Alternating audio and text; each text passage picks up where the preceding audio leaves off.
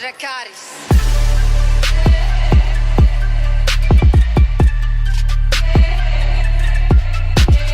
Salut tout le monde, c'est TV, j'espère que vous allez bien, moi ça va. Aujourd'hui on se retrouve pour une nouvelle vidéo. Top 3 des pires tueurs d'Halloween. Ah oui, pires tueurs d'Halloween. Avant de lancer cette vidéo, j'aimerais que tout le monde s'abonne avant que je vous arrache la tête. Ok, je vous arrache la tête. Alors abonnez-vous en masse et je remercie tous ceux qui s'abonnent. C'est parti, let's go. Avant de commencer cette vidéo, j'aimerais vraiment m'excuser auprès de tous mes abonnés car je devais mettre cette vidéo normalement avant Halloween et malheureusement je n'ai pas pu car je suis allé en vacances à Dubaï, juste. Donc pour ceux qui me suivent sur Instagram, vous le savez, vous avez vu mes photos. Donc franchement, encore une fois, je suis vraiment désolé, mais bon, c'est mieux que je la mette maintenant que de pas la mettre du tout, quoi. Donc voilà. J'aimerais également vous remercier tous car on est bientôt 1000 abonnés sur ma chaîne et franchement, ça me fait vraiment, mais vraiment plaisir. Donc continuez à vous abonner et à partager mes vidéos, ça me fait vraiment plaisir et à les commenter bien sûr. Alors c'est parti, on peut lancer la vidéo. La vidéo que vous allez regarder peut contenir des histoires pouvant choquer la sensibilité des plus jeunes, alors regardez bien le logo en bas à droite. Info, abonnez-vous également à ma nouvelle chaîne Horror TV. La chaîne Horror TV comportera des vidéos choquantes, des meurtres, des tueurs en série, mais également plein d'autres choses comme des vidéos de lieux hantés et bien sûr plein d'autres vidéos. Vous pouvez déjà vous abonner à ma nouvelle chaîne Horror TV qui est dans la description de la vidéo. La vidéo va maintenant commencer. Le soir d'Halloween, tout le voisinage cherche à se faire peur et à se faire des blagues. Mais dans certains cas, la réalité rattrape la fiction.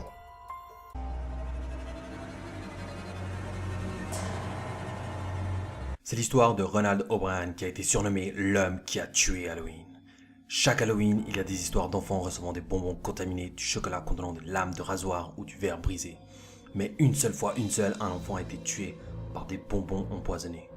En 1974, le jour d'Halloween, Timothy O'Bryan, 8 ans, est rentré chez lui à Houston après une longue nuit à récolter des bonbons dans son quartier. Son père, Ronald, lui a donné un dernier morceau de bonbons, un Pixie Stix, mais le sucre en poudre était coincé dans la paille et ce n'est que lorsque son père l'a aidé à le déloger qu'il a pu en prendre. À sa première bouchée, il se plaignit que cela avait un goût amer, alors son père, Ronald, lui servit un verre de cola pour enlever le goût.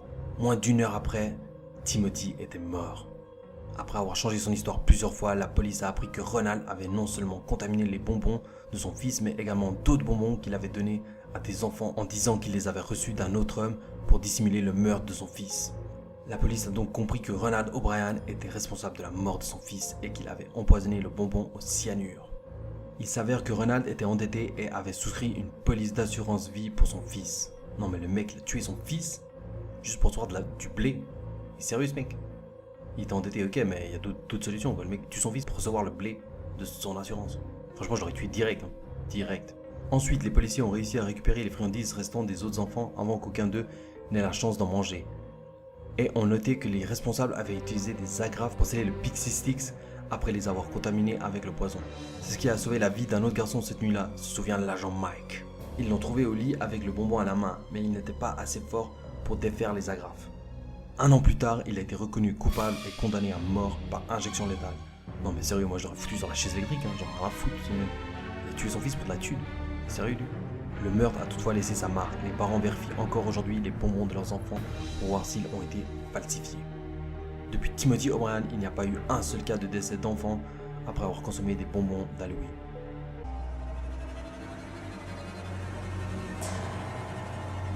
C'est l'histoire de Richard Bickenwald, le tueur d'Halloween. Comme beaucoup d'hommes qui deviennent des tueurs, Richard Bickenwald a eu une enfance toute bourrée de coups et de traumatismes. Très tôt, il a également affiché son propre comportement psychotique. À 5 ans, il a mis le feu à la maison familiale, il buvait à 8 ans, à 9 ans, il a reçu un traitement par électrochoc et à 11 ans, il a tenté de s'immoler par le feu et a atterri dans un hôpital psychiatrique pour enfants en difficulté. Son enfance a été une école de réforme après l'autre, mais aucune ne lui a fait beaucoup de bien. Lorsque Maria Chialela, 17 ans, est partie dans la soirée du 31 octobre 1981, il était probable qu'elle se heurtait à toutes sortes de fantômes et de monstres, le tout dans l'esprit d'Halloween. Mais Maria n'a jamais rêvé qu'elle allait aussi rencontrer un monstre réel, et cette fois-ci, vraiment réel. Vers 18h, la brillante et athlétique lycéenne a dit à son père qu'elle partait et qu'elle reviendrait vers minuit. Peu de temps après minuit, un policier l'a remarqué en train de marcher seul sur la route 88 en direction de sa maison. Environ 10 minutes plus tard, il s'était retourné pour lui proposer de la conduire, mais la fille avait disparu comme un fantôme dans la nuit.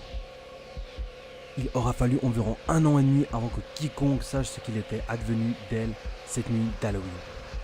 La police a enfin retrouvé le cadavre de la jeune Maria, coupée en 3 morceaux et enterrée dans la cour d'une maison bleue délabrée de la section de Charleston de Staten Island. Elle n'était pas seule. La tombe peu profonde abritait les restes d'une autre fille, Deborah Osborne, âgée de 17 ans, qui avait disparu en avril dernier. La maison appartenait à Sally Biggenwald, une femme âgée de 68 ans, mère du principal suspect dans l'assassinat des 2 filles ainsi que de 3 autres meurtres commis dans le New Jersey. En septembre, Richard Biggenwald, le tueur d'Halloween, a plaidé coupable des meurtres de Maria et de la fille Osborne et a été condamné à 2 autres peines de 30 ans d'emprisonnement jusqu'à sa mort le 17 mars 2008 à l'âge de 67 ans de cause naturelle, dit-on. Franchement, ce mec, je l'aurais coupé en petits morceaux et je l'aurais donné à manger au chien, quoi. Non mais vraiment, c'est vraiment une merde, ce mec. Mais qui tue des jeunes filles comme ça, il les enterre, c'est un mal mental. Bref, histoire suivante.